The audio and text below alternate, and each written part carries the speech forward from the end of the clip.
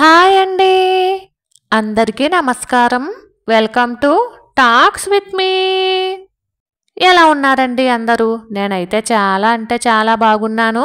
మీరందరూ కూడా ఇంకా బాగుండాలని మనస్ఫూర్తిగా కోరుకుంటున్నాను. ఇవాల్టి వీడియోలో ఈ ఏప్రిల్ నెలకు గాను నేను ఏ విధంగా బడ్జెట్ ప్లాన్ వేసుకున్నాను అనేది మీ అందరికీ షేర్ చేద్దాం అనుకుంటున్నానండి. ప్రతి నెల కూడా మనం కంపల్సరీ ఇంటి బడ్జెట్ ప్లాన్ అనేది వేసుకోవాలండి. ఎందుకంటే ప్రతి నెల ఖర్చులు ఒకే విధంగా ఉండవు. కాబట్టి ఏ నెలకి ఆ నెల ఒక చిన్న బడ్జెట్ ప్లాన్ రూపంలో వేసుకుంటే మనకి ఎక్కడ ఎక్కువ ఖర్చు అవుతుంది, ఎక్కడ తక్కువ ఖర్చు అవుతుంది అనే విషయం అయితే తెలుస్తుంది. ఇక నేనైతే మా ఇంటి బడ్జెట్ ప్లాను ఏ విధంగా వేసుకున్నానో మీ అందరికీ షేర్ చేస్తున్నానండి. అందరికీ ఒకే విధంగా ఖర్చులు ఉండకపోవచ్చండి. అలానే అందరికీ జీతం ఒకేలా రాకపోవచ్చు. ఎవరి ఖర్చులు వాళ్ళవి, ఎవరి జీతం వాళ్ళది, ఎవరి జీవితం వాళ్ళదండి. మన ఖర్చులు మనకే తెలుస్తాయి కాబట్టి ప్రతి నెల కూడా ఒక ఇంటి ఇల్లాలిగా మనకి కిచెన్లో ఎంత ఖర్చు అవుతుంది, కరెంటు బిల్లులో ఎంత ఖర్చు అవుతుంది, గ్యాస్కి ఎంత అవుతుంది, పాలకి ఎంత అవుతుంది, పిల్లల స్కూల్కి ఎంత అవుతుంది, ఇవన్నీ కూడా ఒక ఇంటి ఇల్లాలిగా మన బాధ్యతలే కదండి.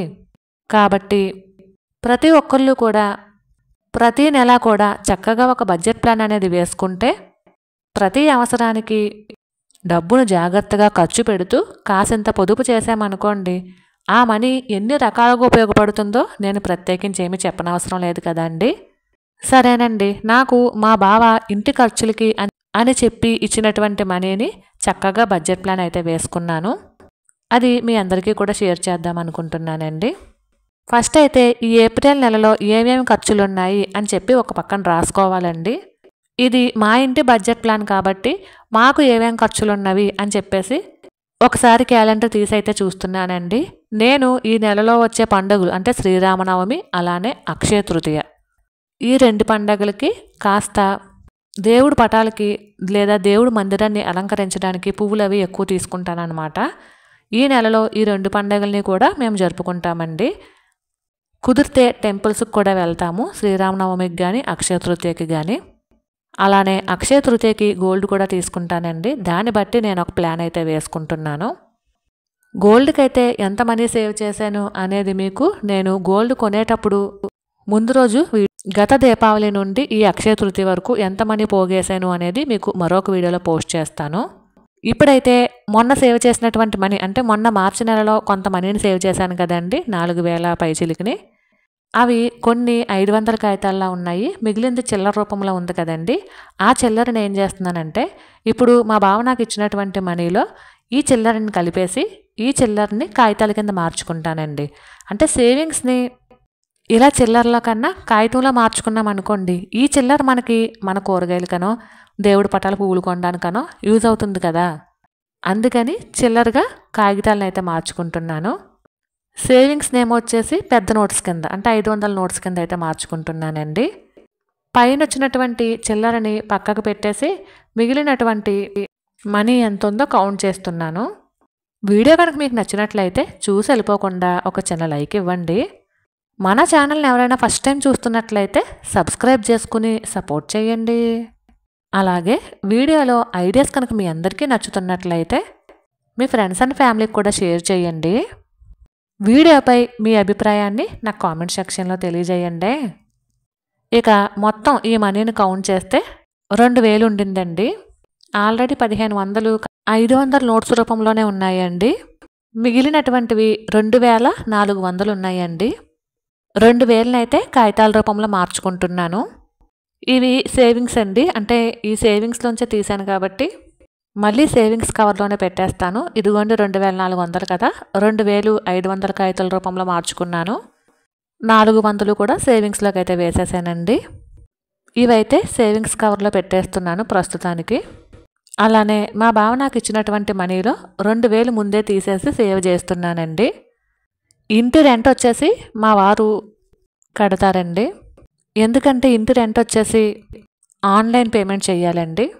అందుకని అవి నా చేతికైతే ఇవ్వరు. ఓన్లీ ఇంటి ఖర్చులకని చెప్పేసి ఇచ్చినటువంటి మనీనే నేను బడ్జెట్ ప్లాన్ అయితే వేసుకుంటున్నాను. టీవీకి వైఫైకి 700 అండి. అంటే టీవీ కలెక్షన్ లేదండి, ఓన్లీ వైఫై కలెక్షనే ఉంది. అలానే సెల్ ఫోన్ రీఛార్జ్కి రెండాట్లకి కలిపి 700 అండి. దీంట్లోనైతే సేవింగ్స్ ఏమీ చేయలేమండి. అంటే అందరికీ ఇలాగే ఉండాలని ఏమీ లేదండి. నేను ఏప్రిల్ నెలలో మా ఇంటి బడ్జెట్ ప్లాన్ కాబట్టి మా ఖర్చులు బట్టి నేనైతే బడ్జెట్ ప్లాన్ వేసుకుంటున్నానండి. మీ ఖర్చులు బట్టి మీరు కూడా చక్కగా బడ్జెట్ ప్లాన్ అనేది వేసుకోవచ్చు. ఇక 500 వచ్చేసి కరెంట్ బిల్లుకి తీస్తున్నానండి.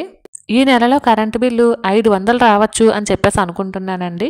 ఒకవేళ ఇంకా ఎక్కువ కూడా రావచ్చు. కరెంటు బిల్లు 500 కన్నా ఎక్కువ వస్తే అత్యవసరం నుండి తీసి అయితే కడతానండి. వేసవికాలం కాబట్టి ఏసీలు అయితే ఆన్ చేస్తాం కదా, దాని గురించి కరెంటు బిల్లు కాస్త ఎక్కువే వస్తుంది. అలానే పాలకి 1500 అయితే తీస్తున్నానండి. ఇలా ప్రతిదీ కూడా దేనికది ఒక జిప్లాక్ కవర్లో అయితే పెట్టుకుంటున్నానండి మనీని, తడుముకోకుండా ఉండాలి అని చెప్పేసి. అలానే గ్యాస్కి అండి, లాస్ట్ టైము గ్యాస్కి 500 తీసాను, అవి పొదుపులో వేసేసానండి. కానీ ఈ నెలలో ఖచ్చితంగా గ్యాస్ అయితే వేయించుకోవాల్సి ఉంటుంది. 2 నెలలకి ఒకసారి గ్యాస్ వేయించాలి కాబట్టి 1000 రూపాయలు అయితే గ్యాస్ స్తంభం కోసం అని చెప్పేసి తీసానండి. ఇక స్కూల్ ఫీజు అది కట్టేశాం కాబట్టి స్కూలు నాకు తెలిసి ఈ నెల వరకునే ఉంటుంది అనుకుంటున్నానండి. ఈ నెల 23 కానీ 25 కానీ హాలిడేస్ ఇస్తారు అనుకుంటున్నాను. ఈ నెలలో అంత యాక్టివిటీస్ ఏమీ ఉండవండి. అందుకని కేవలం 100 రూపాయలు మాత్రమే పెడుతున్నానండి స్కూల్ కవర్లోని. అవి కూడా ఏమైనా పెన్నులు కానీ పెన్సిల్స్ కానీ కావాలి అని మా పాప అడుగుతుందేమో అన్న ఉద్దేశంతో ఒక 100 రూపాయలు మాత్రమే స్కూల్ యాక్టివిటీస్ కవర్లో అయితే పెడుతున్నాను. అలానే నాన్ వెజ్కి అయితే ఒక 1500 అయితే తీస్తున్నానండి. ఎక్కువగా మేము చికెనే తెచ్చుకుంటామండి. 250 రూపాయలు వారానికి అవుతుంది. ఒక 500 వచ్చేసి ఎగ్స్కి అండి, మొత్తం 1500 అనమాట. అలానే ఫ్రూట్స్ అండ్ స్నాక్స్కి ఒక 1500 అయితే తీస్తున్నానండి. సాధారణంగా స్నాక్స్ అనేవి ఇంట్లోనే ప్రిపేర్ చేస్తాను. ఎక్కువగా ఫ్రూట్స్కే తీస్తూ ఉంటానండి 1500 కూడాను. ఎప్పుడైనా నెలకొకసారి మా పాప బయట ఏమైనా తినాలి అనుకుంటే మాత్రం నెలకొకసారి అయితే మాత్రం అవుట్ సైడ్ ఫుడ్ పెడతామండి. ఎందుకంటే పిల్లలు కదండి, మనం వద్దన్నా వినిపించుకోరు. సర్లే నెలకొకసారి ఏమీ కాదులే అనేసి పెడతాను. అది కూడా తప్పదు అనుకుంటే మాత్రమేనండి. ఎక్కువ శాతం ఫ్రూట్సే పెడతానండి స్నాక్స్ కింద, లేదంటే ఇంట్లో తయారు చేసినటువంటి స్నాక్సే పెడతానండి. అలానే కూరగాయలకి ఒక 1500 అయితే తీస్తున్నానండి. వారానికి 250 రూపాయలు చొప్పున నెలకి 1000 రూపాయలు అవుతాయండి. కానీ ఎక్స్ట్రా ఒక 500 అయితే పెడుతున్నాను. ఎందుకంటే ఒక్కొక్కసారి కూరగాయల రేట్లు కూడా పెరగచ్చు. 1000 రూపాయలు మాత్రమే కూరగాయలకి అయితే, ఆ 500 ఈ నెలాఖరున లాస్ట్ని పొదుపులో అయితే వేసేస్తానండి. అలానే ఎమర్జెన్సీ ఫండ్కి ఒక 1000 రూపాయలు అయితే పెడుతున్నాను. ప్రతి నెల కూడా కంపల్సరీ ఎంతో కొంత ఎమర్జెన్సీ ఫండ్ ఉండాలండి. అప్పటికప్పుడు ఇంట్లో వస్తువులు ఏమన్నా రిపేర్ చేయాల్సి వచ్చినా, లేదంటే ఏవైనా ఊర్లు ప్రయాణాలు గట్రా చేయాల్సి వచ్చినా ఈ ఎమర్జెన్సీ ఫండ్ యూజ్ అవుతుందండి. అలానే బట్టలకి ఒక 1000 రూపాయలు అయితే ఈ నెలలో పక్కకు పెడుతున్నానండి. ఎందుకంటే లాస్ట్ టైము బట్టలకి 500 పెట్టాను, పెద్దగా ఫంక్షన్స్ ఏమీ లేవు కదా అని. కానీ అప్పటికప్పుడు ఫంక్షన్ అయితే తగిలిందండి, కాబట్టి ఎమర్జెన్సీ ఫండ్ యూజ్ అయ్యింది.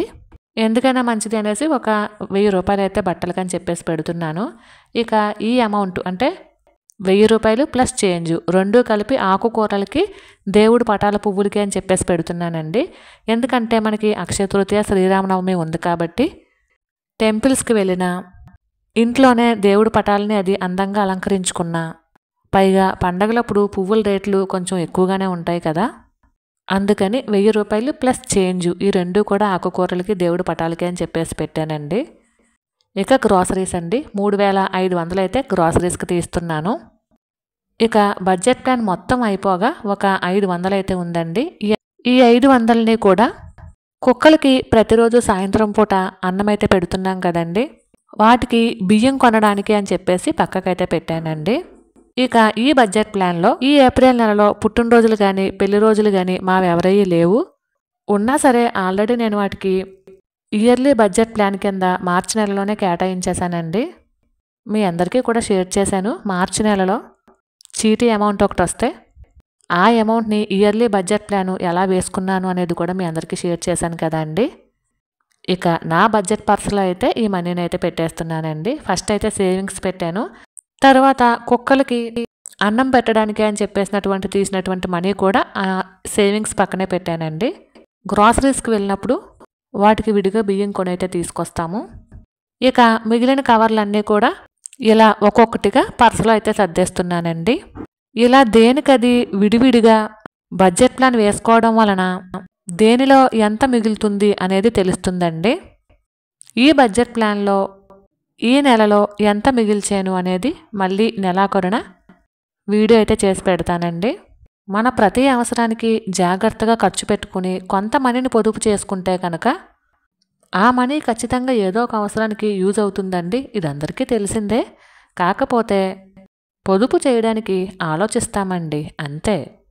ఇప్పుడు కాకపోతే ఇంకెప్పుడు ఎంజాయ్ చేస్తాము, ఇప్పుడు కొనుక్కోకపోతే ఇంకెప్పుడు కొనుక్కుంటాము అనే క్వశ్చన్స్ వేసుకుని ఏ ప్రణాళిక ఏ ప్లానింగు లేకుండా వచ్చిన డబ్బులు వచ్చినట్టే ఖర్చు పెట్టేస్తూ ఇంకా చెప్పాలంటే రాని డబ్బులను కూడా ఖర్చు పెట్టేస్తున్నామండి క్రెడిట్ కార్డ్స్ రూపంలోని. మరి అలా వచ్చిన డబ్బులు వచ్చినట్టు ఖర్చు పెట్టేస్తే రేపు ఒకరోజు మనకి నిజంగా డబ్బులు అవసరమైతే ఎవ్వరూ కూడా ఇవ్వరండి. అప్పుగా ఇవ్వడానికి కూడా ఈ రోజుల్లో భయపడుతూనే ఉన్నారు. చూస్తూనే ఉన్నాం కదండి. ఎందుకంటే అప్పు తీసుకునేటప్పుడు ఉండే ఉత్సాహం తీర్చేటప్పుడు ఈ రోజుల్లో చాలామంది దగ్గరే ఉండట్లేదు కదా. ప్రతిరోజు కూడా మనం టీవీల్లో వార్తల్లో న్యూస్ పేపర్లో చూస్తూనే ఉన్నాం కదండి. కాబట్టి మనీ వచ్చినప్పుడే మనం దాచుకుంటే ఒకళ్ళ దగ్గర చేచాచి అడగకుండా ఉంటామనేది నా నమ్మకం అండి. మరైతే ఇదేనండి వాళ్ళ వీడియో. ఈ వీడియో కనుక మీకు నచ్చినట్లయితే please like, share and subscribe. మరొక వీడియోతో మళ్ళీ కలుసుకుందామండి. అంతవరకు ఉంటాను. Thank you for watching. Bye.